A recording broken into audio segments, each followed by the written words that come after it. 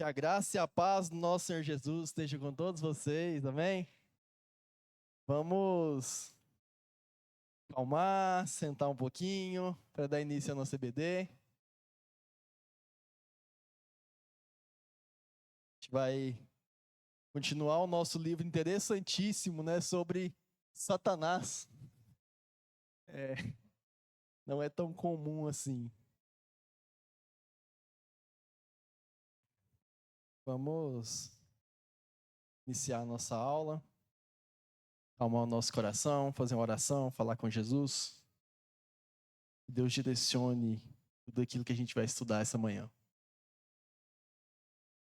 Curva suas cabeças, vamos orar.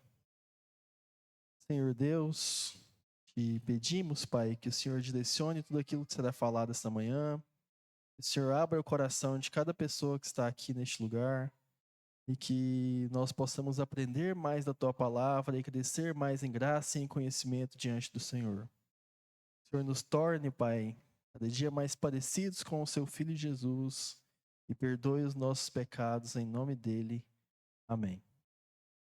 Semana passada, né, o pastor Antônio começou a aula e como é um assunto que gera muitas curiosidades, a gente acabou não terminando sobre a doutrina sobre atividade demoníaca, né, de Satanás nos dias de hoje, como isso tem afetado os nossos dias, e a gente vai continuar a partir daí caminhando para qual será o futuro de Satanás. Então nós estamos no capítulo 2 do livro, e esse capítulo 2 ele vai trabalhar sobre a atividade de Satanás nos dias de hoje e qual será o seu futuro, que são os dois pontos que a gente vai finalizar ou tentar finalizar nessa aula, né? E eu já quero avisar os irmãos que é um EBD, então vocês podem parar a qualquer momento, perguntar, questionar, a gente leva o microfone até vocês, para que ninguém vá embora com dúvida, principalmente num assunto às vezes tão polêmico e tão difundido, né? Tão mal difundido muitas vezes. Então eu espero que vocês possam perguntar e participar da aula para que a gente possa desenvolver bem isso que a gente está propondo a estudar. Então, o primeiro aspecto seria como essa atividade surge nos dias de hoje. Semana passada, o Antônio falou sobre alguns pontos que são interessantes e eu quero recapitular para a gente lembrar como ele falou, para que a gente retome a partir daí. Então, ele trabalhou como Satanás se opõe aos discípulos de Deus. Por que isso é importante a gente entender? Porque a obra de Satanás se opondo aos discípulos de Deus mostra que nós somos mais odiados do que nós pensamos. Então, às vezes, a gente vive em um mundo zona neutra. A gente fala, Deus nos ama. E nós temos esse entendimento a partir da nossa vivência cristã, de que desde o momento em que nós nos convertemos, nós compreendemos o quanto Deus nos ama. Mas isso também gera uma consequência, nós somos odiados, por outro lado. Não na mesma medida, mas ainda assim temos uma oposição, uma forte influência que lida com o modo como nós somos odiados no mundo espiritual. Então isso influencia no modo, por exemplo, que a gente enxerga as nossas atividades diárias. Nós temos que entender que durante esse processo existem pessoas que vão ser usadas por Satanás para nos derrubar constantemente e os nossos pensamentos também estão sujeitos a esse ódio de Satanás, como o Antônio colocou naquele texto de Mateus 16, que Satanás influencia o raciocínio de Pedro sobre Jesus. Vocês estão lembrados desse texto? Jesus pergunta assim, quem dizes que eu sou? E Pedro dá um adentro, né? Ele fala assim, tu és o Filho de Deus. Aí a gente vai e faz uma música, né? Sobre isso, e é muito interessante a resposta de Pedro, eu acho muito bonita. Mas 5 versículos depois, Pedro diz, de modo nenhum você morrerá. Peraí, ele estava querendo agir conforme um plano já ordenado de Deus.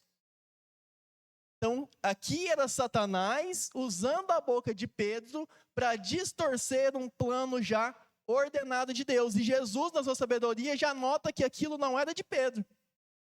O que ele fala? Opa, peraí. Então, às vezes Satanás influencia o nosso pensamento e aquilo que falamos. Então o Antônio trouxe bem semana passada, por quê? Porque um dos objetivos claros de Satanás e um dos motivos da gente estar aqui hoje é porque Satanás procura denegrir os nossos pensamentos sobre o caráter de Deus. E essa é uma das principais funções que ele tem na nossa vida. Por quê? Porque muitas vezes, e eu vou falar disso mais à frente de novo, mas muitas vezes Satanás faz o quê? Esse Deus não é tão bom assim. Olha o que ele está te deixando passar. Quem já ouviu situação nesse sentido, assim, dentro da mente? Esse Deus não é tão bom, esse Deus não te ama tanto. Esse Deus não faz o que é bom para você. Esse Deus não é tão fiel assim, olha ele te largando na mão aqui. Então, essas situações, elas acontecem porque um dos objetivos e um dos mais claros objetivos de Satanás na vida do crente é denegrir os pensamentos sobre o caráter e a fidelidade de Deus, quem Deus é e o que ele faz. Então isso acontece e acontece bastante. Lutero vai dizer que o diabo odeia a palavra de Deus mais do que qualquer outra coisa. Então, é um trabalho dele desconstruir tudo aquilo que Deus escreve e diz na sua palavra e aquilo que Deus é na nossa mente. E aí a gente entra, então, na nossa aula de hoje, né? Porque terminou naquela parte da gente entender que se era possuído e convertia, ou se convertia e era possuído, e a gente ficou nessa conversa a semana passada e a gente acabou não conseguindo terminar o capítulo. Então, a próxima parte desse estudo que vem hoje já é sobre a atividade demoníaca nos dias de hoje, que é o capítulo 2, do meio para o final do livro. Sim.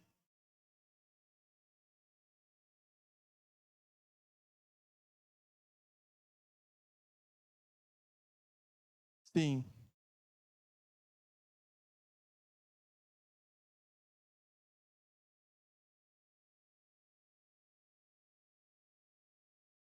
Sim. Aham. Aham.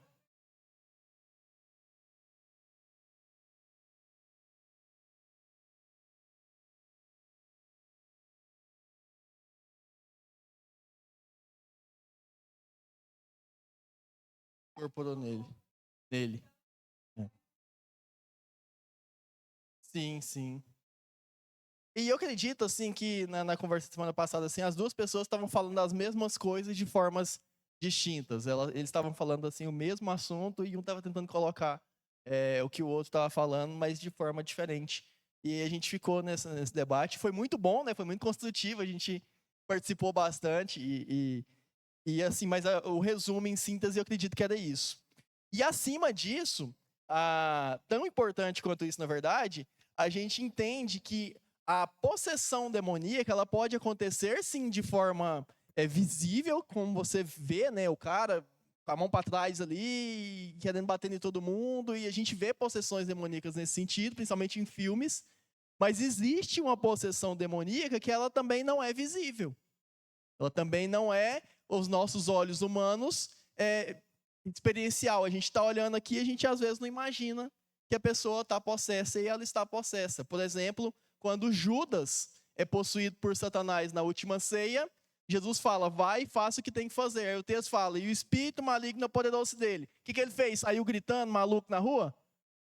O que ele fez?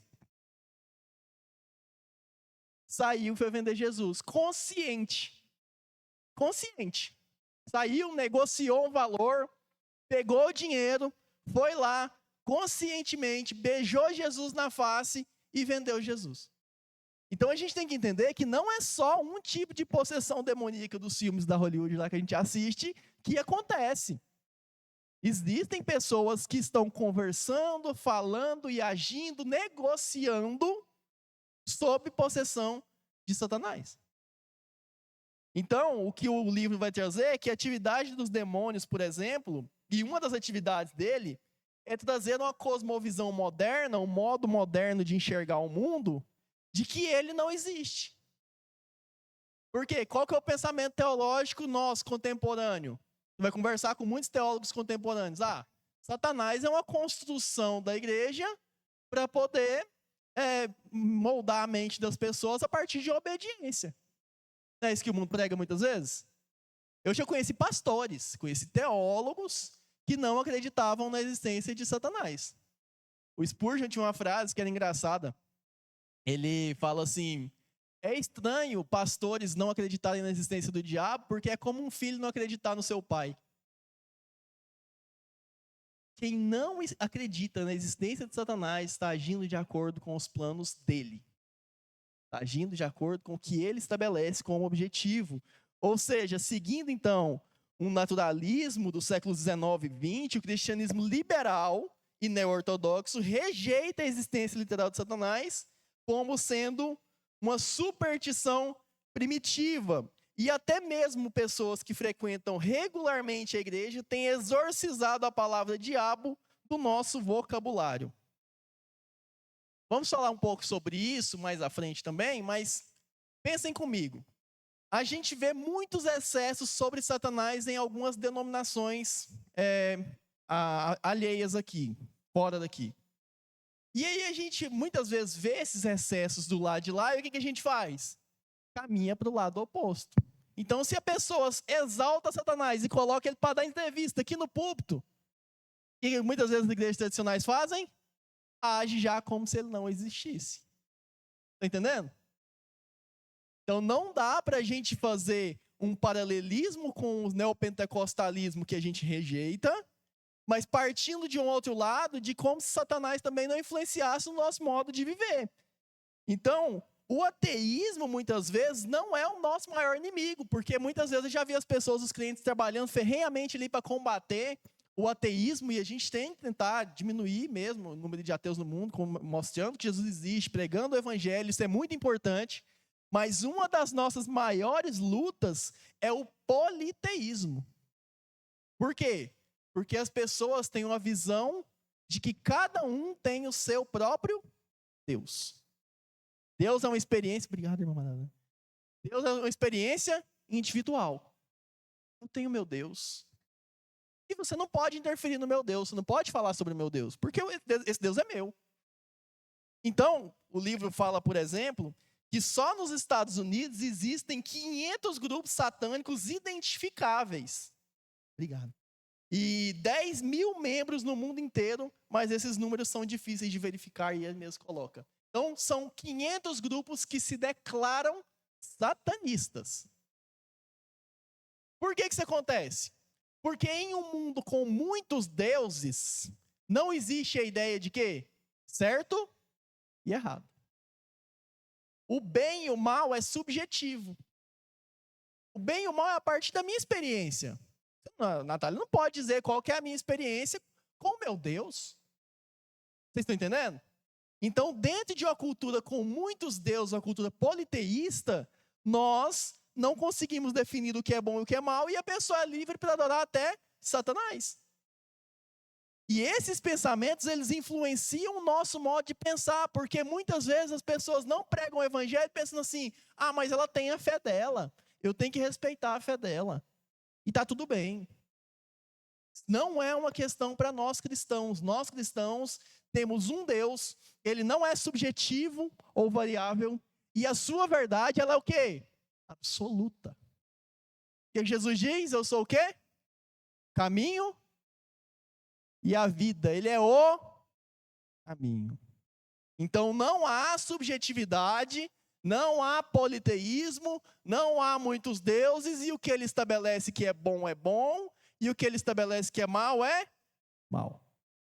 Não dá para a gente entrar nessa cultura de que o bem e o mal são subjetivos e relativos e as coisas do mundo são todas aceitas diante de Deus. Isso é uma abordagem de Satanás diante dos nossos tempos.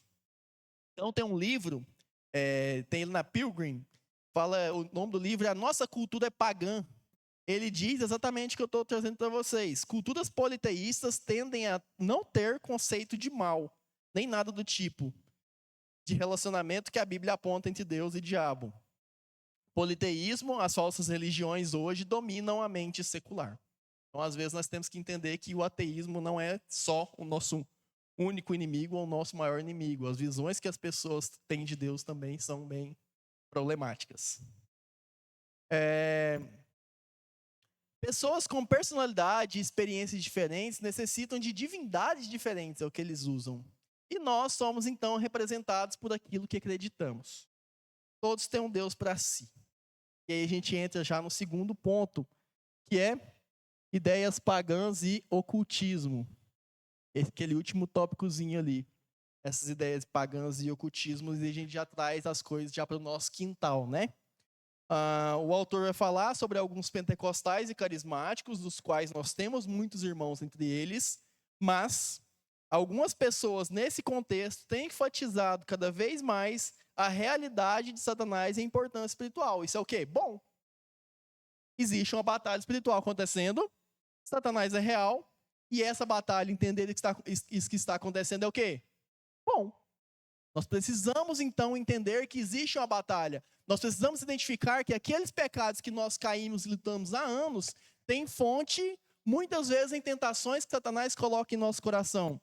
Porém, frequentemente, estes caem no erro de estimular um interesse nada sadio nos demônios. Ou seja, encontram um demônio por trás de todo o problema que enfrentam. A responsabilidade pessoal cede lugar à influência demoníaca, obras da carne passam a ser demônios que devem ser exorcizados. Isso é uma ideia de pagã, de ocultismo.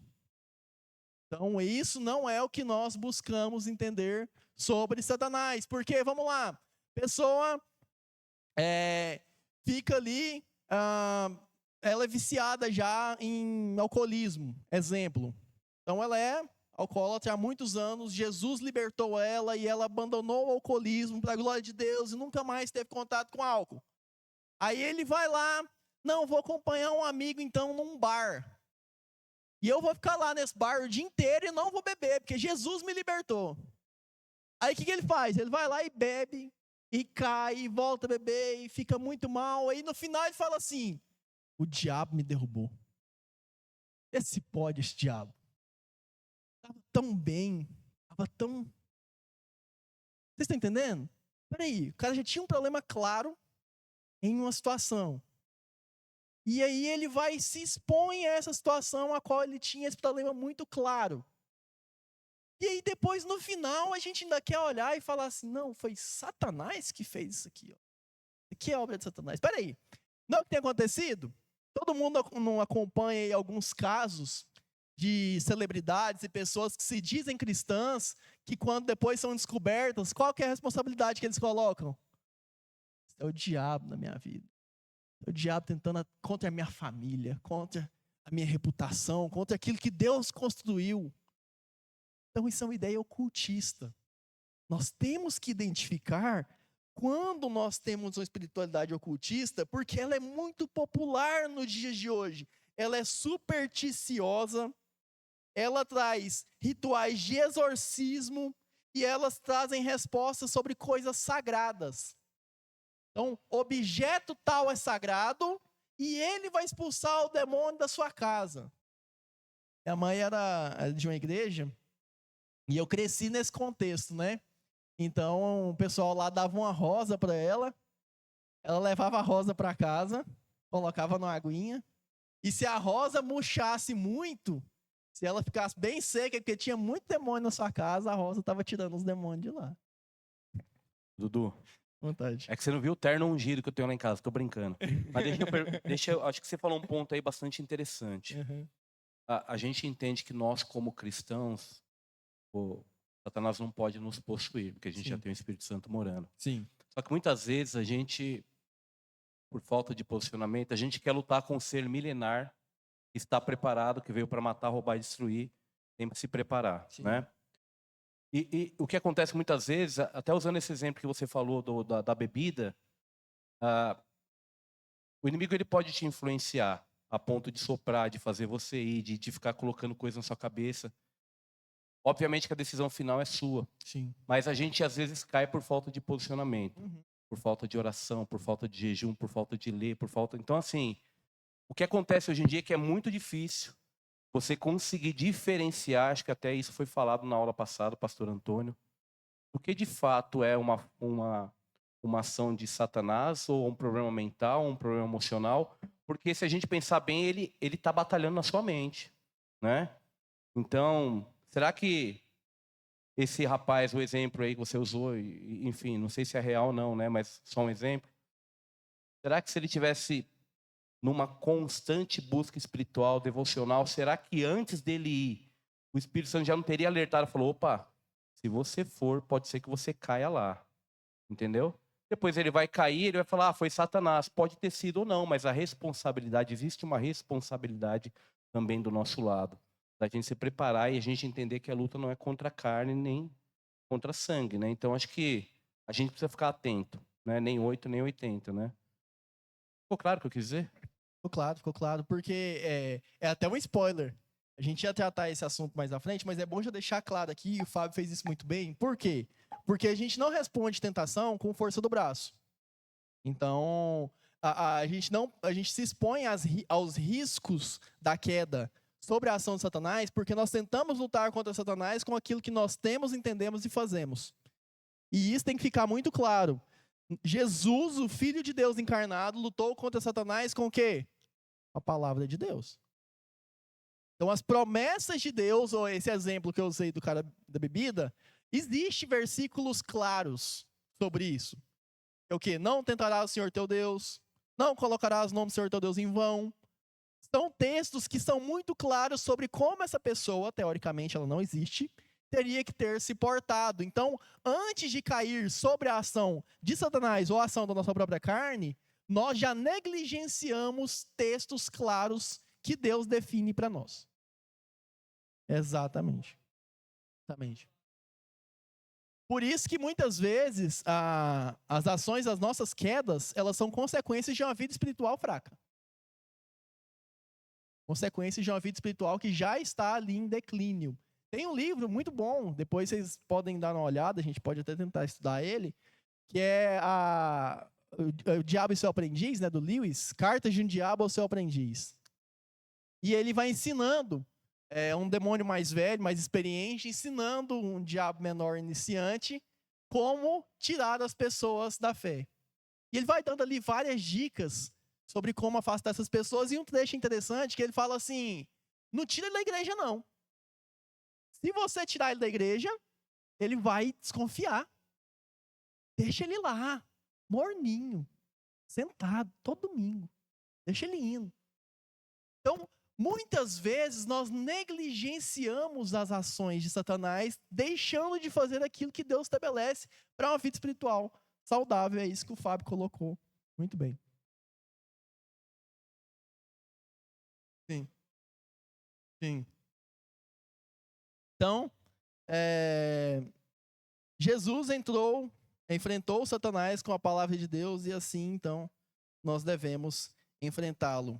Então, é muito perigoso, e por que eu estou entrando nesse aspecto aqui que o autor do livro coloca? É muito perigoso sugerir que uma pessoa e seus maus pensamentos sejam por causa da influência demoníaca. Então, é muito perigoso a gente chegar em alguém, por isso que eu dei esse tópico todo aqui, é muito perigoso a gente chegar em alguém e falar assim, isso é Satanás na sua vida. Então é por isso que eu falei sobre as pessoas confundirem a ação da carne com a ação de Satanás. Então teve uma situação num colégio que a gente trabalhava, uma criança estava ali com crise epilética, teoricamente, e ela estava em choque e ela lutava e esperneava e, enfim, estava irreconhecível. E aí, se uma pessoa às vezes não tem maturidade para chegar e entender o que está acontecendo ali, se é ou não Satanás, se ela deve ou não agir, a pessoa chega, põe na mão da criança e aí demitido, tá na rua, sai por intolerância religiosa e aí sai nos jornais do Brasil inteiro, às vezes por uma situação mal discernida, porque a gente não sabe o que está acontecendo. Então, é muito perigoso para nós sugerir que pessoas estejam debaixo de influência demoníaca, e nós só devemos fazer isso quando as diretrizes da palavra de Deus nos dão esse direcionamento. Ok? Sim.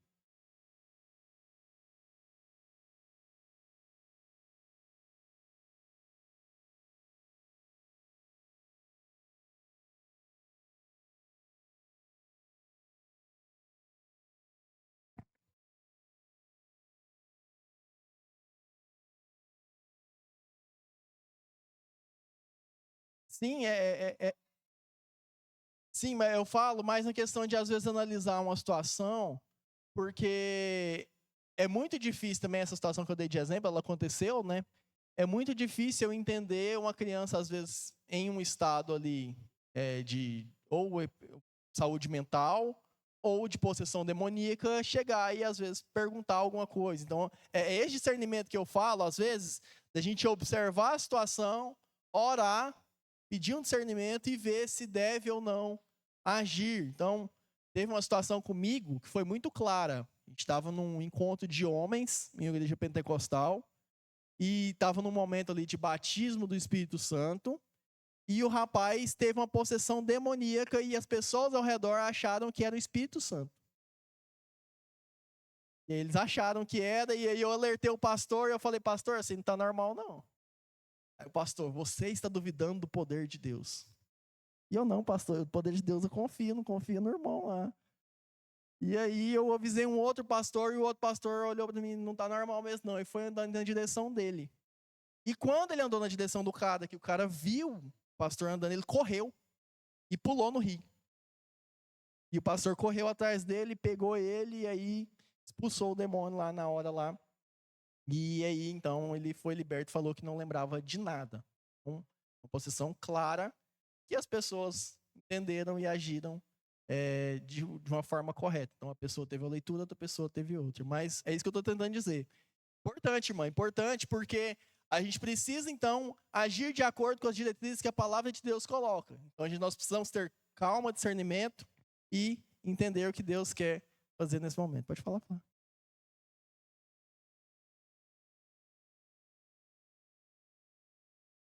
Sim. Sim, sim, sim, sim. Eu coloquei entre aspas, né?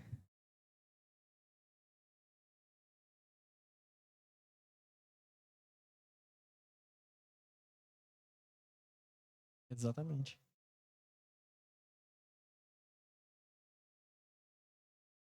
Sim, sim.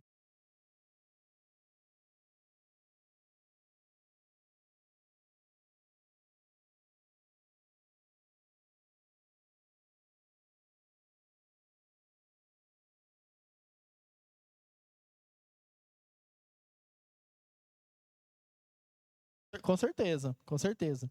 Porque esses contextos, né?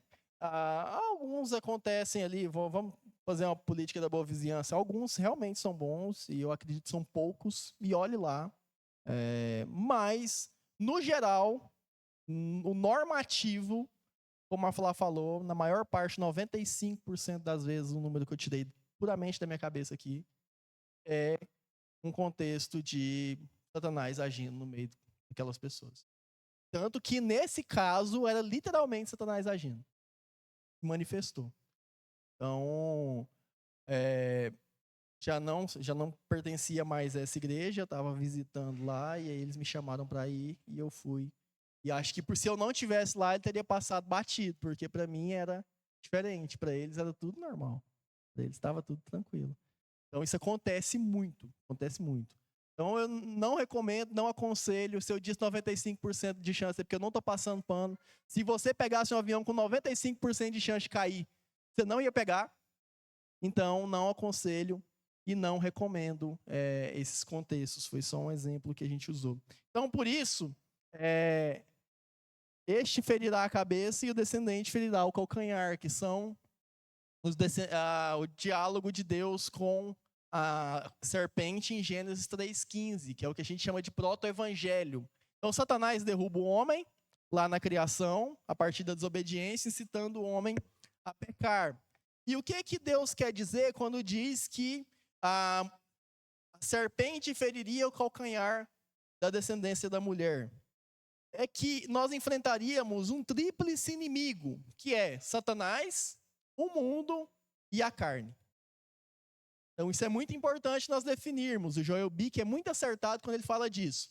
Nós definimos Satanás, o mundo e a carne como os nossos inimigos na vida cristã. Então Satanás faz com que nós questionemos as verdades da promessa de Deus e a misericórdia desse Deus que nunca nos maltratou. Como eu disse lá no início.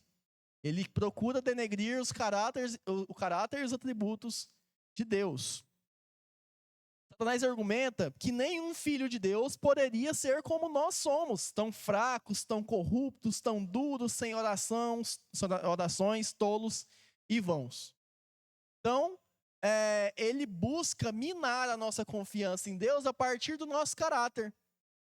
E nesse aqui eu já vou fazer um parêntese. Nós vamos até Deus e até Jesus porque nós somos fracos. E essa é uma excelente resposta para nós darmos a Satanás. Jesus morreu naquela cruz, naquele calvário lá, porque ele era forte. Porque ele venceu a morte. Porque ele se submeteu a Deus.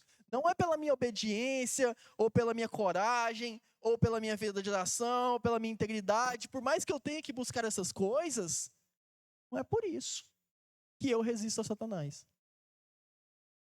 Então, a nossa vida devocional, pensem comigo, a nossa vida devocional é onde nós demonstramos a nossa fraqueza.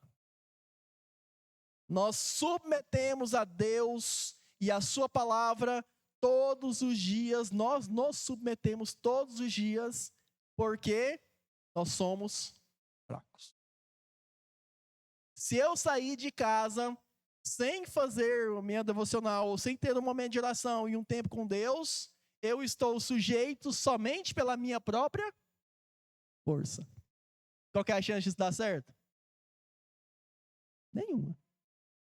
Nenhuma.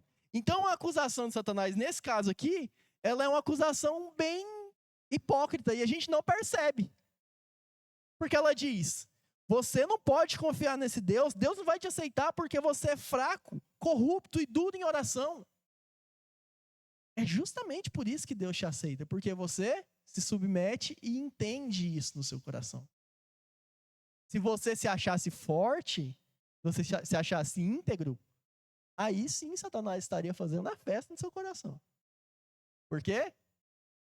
Você seria autossuficiente. Não é o discurso contemporâneo? Não é o discurso contemporâneo. Você é senhor de você mesmo. O seu objetivo é ser feliz. Você não depende de ninguém. Busque a sua própria liberdade. Você é livre para fazer o que quiser. Pode falar.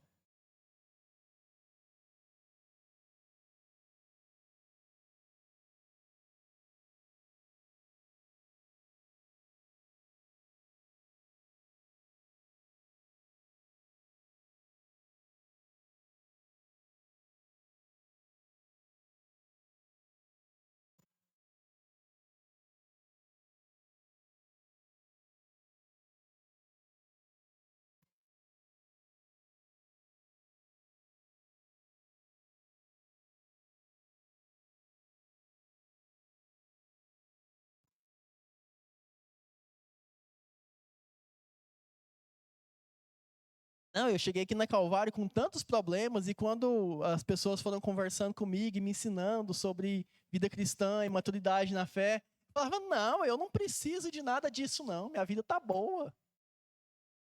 E isso era uma imaturidade tão grande e que quando eu percebi, eu falei, gente, eu não acredito. Não acredito que eu estava tão cego, eu não conseguia ver. Então, nós somos muito convictos e a gente tem certeza de muita coisa. E algumas certezas não vêm da palavra de Deus. E essas certezas que não vêm da palavra de Deus podem ter certeza disso, porque a palavra de Deus diz que elas vêm de Satanás. Então, se nós temos uma convicção que não vem clara e expressamente das Escrituras, ela é uma certeza que deve constantemente ser questionada. Muito importante a gente pensar nisso, porque isso é uma forma que o tentador segue de perto, ferindo calcanhares. E esse é o efeito de ferir o calcanhar. É o quê? Te deixar machucado. Ainda te fazer sofrer em alguma medida. Não é o que acontece com Jó? Jó não sofre? Perde sua família, seus bens, seus filhos, alguns seus amigos. É a serpente ferindo calcanhares. Então, o Antônio falou uma frase que eu achei muito legal. Ele falou, a ferida no calcanhar, ela não é fatal. Ela não vai te matar. Então, todas as vezes que você vê que Deus tem permitido alguma aflição ou alguma dificuldade, você entender que é o diabo ali ferindo seu calcanhar, a nossa esperança é de quê? Essa ferida não é fatal. Ela não é para a morte. Ela não me mata. Qual que era a condição que Deus colocou para Satanás tocar na vida de Jó? Qual que era a única condição? Não mata ele. Pode fazer o que quiser. Não mata ele. Então isso é muito claro, isso é muito expresso, porque é uma ordenança bíblica. O tentador ferindo calcanhares não é fatal. Então nós temos que nos lembrar. De dentro, as vozes insistem ao crente, exausto, que abandone a sua busca a Deus e graça. Outras vozes condenam o crente, muitas vezes com justiça. O Spurgeon tinha uma frase que eu gosto muito. Ele fala assim que quando alguém tentar te ofender, você não precisa ficar triste. Isso é muito pior do que eles estão achando. E a gente aceita a ofensa. A gente aceita porque muitas vezes a gente é mesmo. Mas Jesus não é. Não é ele o objeto da nossa fé? Não é ele o objetivo, o modelo que nós buscamos seguir como referencial, não só de vida, mas como salvador para a vida eterna? Olha o que o autor de Hebreus vai dizer. Visto, pois, que os filhos têm participação comum de carne e sangue, destes também ele, Jesus, igualmente participou para que, por sua morte, destruísse aquele que tem o poder da morte, a saber, o diabo. Quem é superior à obra de Satanás no mundo? Jesus Cristo. Isso tem que estar bem fixado na nossa cabeça. Ou seja, nós temos uma visão de luta, né, de guerra. A gente assiste os filmes da Marvel lá, do Homem de Ferro lá contra o Thanos, e a gente acha que o mundo espiritual é uma luta. É uma luta? O mundo espiritual é uma luta? Para nós. Para Deus é uma luta vencida. Então isso nós precisamos ter bem fixado na nossa mente. O mundo espiritual, Deus e o diabo, é uma sentença. Não é uma luta. Porque Jesus já sentenciou Satanás na cruz do Calvário. E Jesus já estava crucificado desde antes da fundação do mundo. Nunca foi uma luta. Então, nós não podemos crer lá, aquelas imagens no início da internet, nos anos 2010 ali, que tinha, se você ama, compartilhe e curte, se você odeia, só olhe, Jesus e o diabo apostando queda de braço, assim. Já viu essa imagem? Eu tô ficando velho. Então, não é uma disputa. Não é uma luta. O autor de Hebreus diz claramente que Jesus conseguiu, ou ele participou igualmente, para que, por sua morte, ou seja, sua crucificação, destruísse aquele que tem poder da morte, a saber, o diabo. Lá em Colossenses vai dizer que ele, com o sopro da sua boca, no seu retorno, destruirá Satanás. Então não é uma luta. Nosso Deus não está disputando Satanás o espaço e o controle do mundo.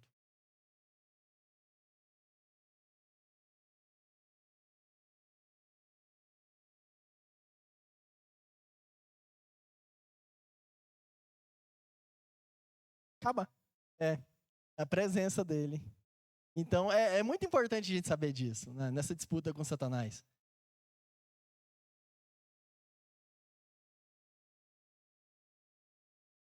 Sim, sim, sim.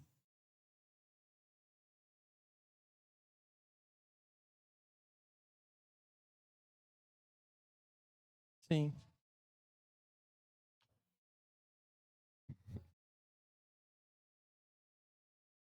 E a gente está debaixo daquela tríplice, né? O mundo, a carne e o diabo. A gente ainda está submisso ainda. A gente ainda está no nosso corpo ainda de pecado. Nosso corpo ele é preguiçoso, ele é lento, você tem que esforçar-se a fazer muitas coisas que são boas, porque nós estamos debaixo da natureza o quê? Caída. E olha, não é só o nosso corpo que está debaixo da natureza caída, não. O mundo está debaixo de uma natureza caída. Por quê? A terra, para ela dar fruto, só você plantar e largar lá? Não, você tem que regar e cultivar, você tem que obrigar a terra a te dar alimento. Isso é consequência da queda. É consequência do pecado no mundo. A gente costuma olhar as consequências do pecado a partir da condenação e a partir de nós mesmos. Mas tudo que acontece no mundo de mal é consequência do pecado. E Satanás está ali, ó, agindo livremente no meio de tudo isso.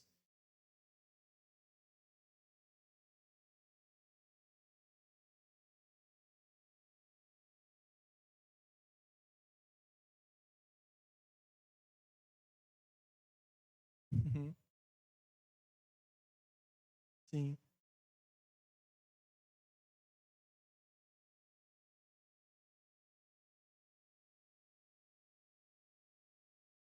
Sim. Com certeza, com certeza. E psicologicamente isso deixa marcas. Então, isso faz a gente caminhar já para o final, que é o quê? O futuro de Satanás. Então, por trás da promessa, apesar de Satanás ferir o nosso calcanhar, o que o filho, o descendente da mulher faria? Pisaria na cabeça da serpente. E isso já entra no futuro dele, o que vai acontecer com ele. A centralidade de Cristo na luta contra Satanás. Então, primeiro Cristo feriu a cabeça de Satanás com a sua morte expiatória. Então, entra já no futuro do que vai acontecer com ele e os seus seguidores. Porque nós devemos enfrentar a Satanás com a centralidade daquele que venceu Satanás, Jesus. Então, todas as armas que eu uso contra Satanás são a partir da palavra, com ela revelada em Cristo. Então, a nossa causa, ela é certa. Por quê? Porque a segunda vinda de Jesus está próxima. O que ele diz? Lá o autor do livro, Job, que ele diz, se você não conhece a Cristo, espero que todos conheçam aqui, quando Satanás for lançado no lago de fogo eterno, os descrentes perecerão com ele. Então esse é o futuro de Satanás. Lá em Apocalipse 20, vai dizer que os grandes e os pequenos estarão diante de Deus quando o grande trono branco for revelado. E um dia todos nós olharemos para Deus assentado e o Cordeiro à sua direita. Todos nós. E para a gente, isso é esperança. A gente anseia o dia em que os nossos pecados não mais nos atormentarão no nosso espírito. Não é maravilhoso pensar nisso? Que um dia você não vai mais ter vontade de pecar? Você não mais vai ser tentado? Um livro muito legal que chama O Peregrino. Ele vai falar que no finalzinho lá, um spoiler, quando eles morrem, eles olham para o seu corpo glorificado. Depois de 300 anos, pode dar spoiler já, né, Johnny? Em 300 anos, já que o livro foi escrito. E quando eles morrem, eles olham para o seu corpo glorificado e se alegram. Finalmente nós chegamos na cidade celestial. O tudo de Satanás é esse, a derrota. Cristo pegará a antiga serpente, Satanás, e o lançará nas profundezas do inferno, que ele mesmo descreve como lago de fogo eterno preparado para os anjos e para os seus diabos e os anjos. E os seus anjos, né? Os conflitos cessarão, Satanás e a sua semente serão lançados no abismo da maldição divina. A causa é certa, a segunda vinda está próxima. Essas são as aplicações que a gente tira de tudo que a gente estudou hoje. Então, não há neutralidade. Ou pertencemos a Deus ou a Satanás. O Efésios, capítulo 2, vai falar que nós seguimos o curso deste mundo seguindo os príncipes das potestades do ar, espírito que opera agora nos filhos da desobediência. Então nós seguíamos o curso deste mundo. Quando? Quando nós agíamos igual ao mundo. Por isso que eu coloquei aquilo ali, ó, Efésios 2, versículo 1, 6. Priorizar as mesmas coisas que o mundo prioriza é seguir as obras de Satanás. É errado a gente buscar ter uma boa vida, organizar nossas coisas, ter estabilidade, ter algum dinheiro. Não é errado. Mas a partir do momento em que a gente faz como o mundo faz e coloca isso como nosso objetivo de vida, nós fazemos as obras de Satanás. Ok? Esse é o primeiro aspecto. Segundo, resista a Satanás com a palavra de Deus. Não tente barganhar, fazer concessões, nem dê lugar aos seus encantos. Justificar pequenos pecados como se fossem inofensivos, tolerar hábitos prejudiciais. Então, são alguns dos dois aspectos importantes que eu quero de aplicações que fiquem fixadas na nossa mente. Alguém tem dúvida? Sim.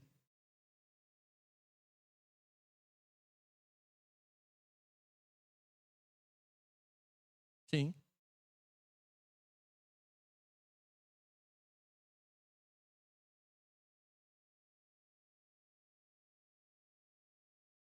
Sim. Sim. Sim.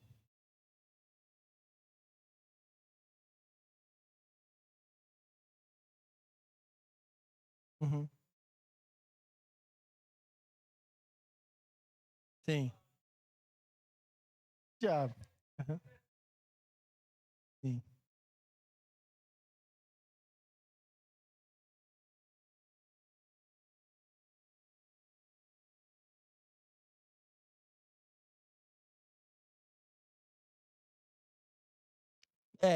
Para ser sucinto, para ser bem rápido, tem duas perspectivas que a gente pode analisar. Que é o quê? É pecado. É pecado. Está desobedecendo a Deus claramente. A palavra estabeleceu como pecado. Então, o que a gente entende a partir disso? Se é pecado, analisar se é Satanás, se é a nossa carne, se a gente é importante, mas é secundário. Entendeu? Então, é pecado. Deus já estabeleceu que é pecado. Então, eu vou entender e identificar o motivo disso. Isso aí já é uma outra conversa. Mas se é pecado, a gente já tem que determinar porque, igual ele coloca lá, né, que é a primeira parte da sua pergunta, Judas, por exemplo, como exemplo que você colocou lá, né? Então eu analiso as coisas se elas estão para a glória de Deus, para ser bem sucinto, bem raso. O que eu estou agindo, o modo como eu estou agindo, é para a glória de Deus ou é para a glória de mim mesmo? Ou para a glória do mundo, ou para minha riqueza, ou para o meu status. Então, isso é um filtro bom, assim, que dá para a gente usar. Mas eu tô sendo bem superficial, porque já está acabando o horário. Sim, também. Conjunto. E a circunstância e o mundo, né? Então, Deus, o diabo e o mundo. Deus não, o pecado, o diabo e o mundo.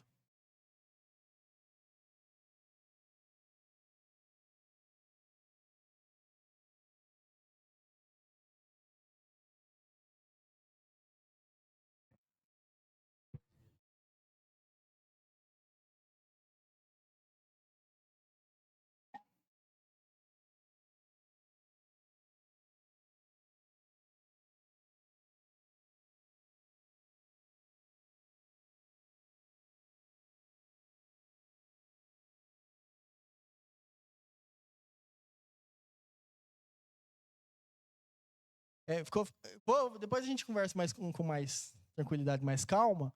Mas a gente já vai orar para finalizar. E Deus abençoe o nosso estudo. Se tiver dúvida, tem todo o presbitério ali, aquele corpo em pé ali, todo mundo pedindo para eu terminar. Depois vocês podem conversar com eles, comigo. A gente está à disposição para estar com vocês, o Washington ali também.